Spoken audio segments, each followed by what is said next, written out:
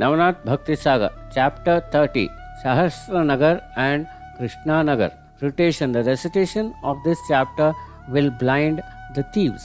Lord Datta gave Bharatari all the siddhis and helped them attain the title Chiranjeevi. He sent Goraksha to call Machendra from Garbhadari mountains. Goraksha went there and they both started their journey to Girinar.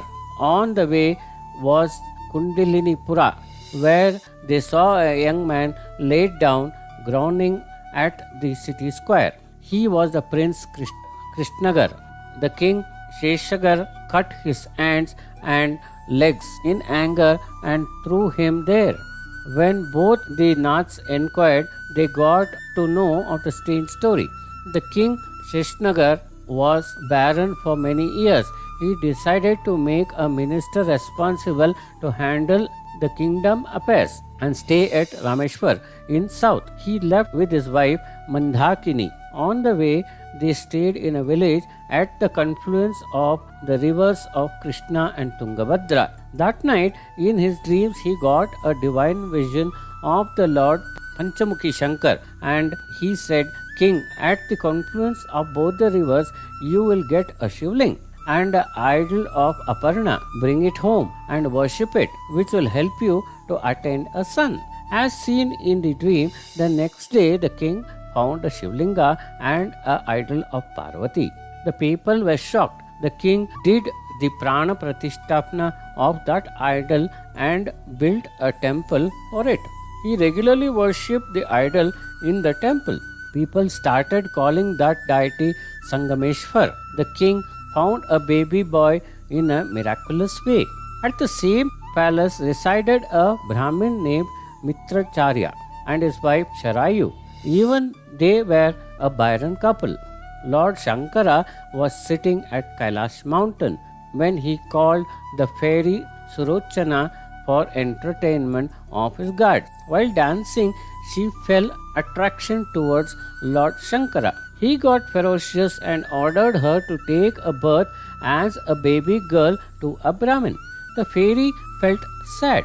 She asked for the mitigation of the curse. Lord Shankara said, "Even there you will worship me. I will give you a divine vision and will touch you. That is when you will return into the fairy world." Mitracharya gave birth to a baby girl and named her Kadamba. She was as beautiful as a fairy since childhood. She had an extreme adoration for Lord Shankara. She visited the temple regularly with her parents. One day she went to the temple alone.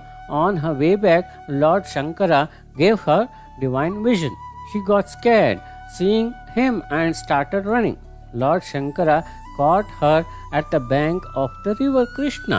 To free her from the curse, when Lord Shankara held her hand, her body disappeared and she went to heaven in her original form.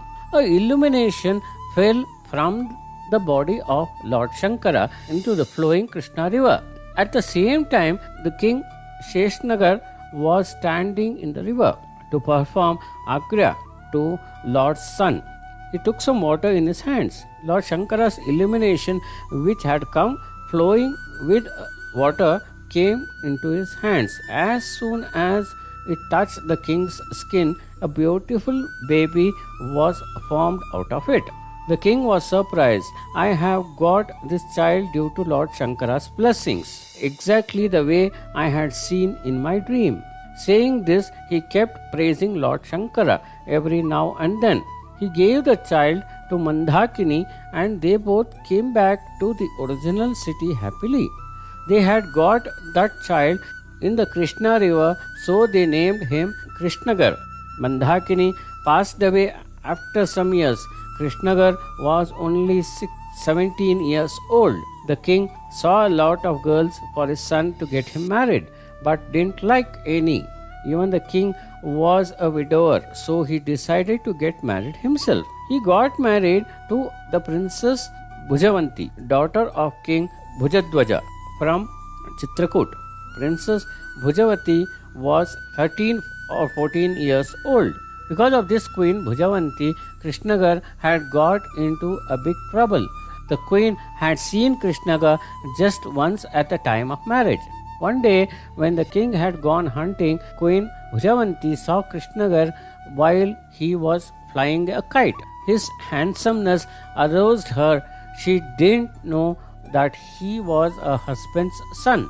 She felt so lustful that she called him to her palace through her most faithful maid. When he came, she told him her desire in private, but he had become cautious on seeing her glaze. He said, "You are my mother. How can you ask me something so vague? This is a sin." He did not wait there even for a second. As he left, Queen Bhujavanti got scared and called her maid. On telling her the entire scene, she said, "Your Highness, don't be scared.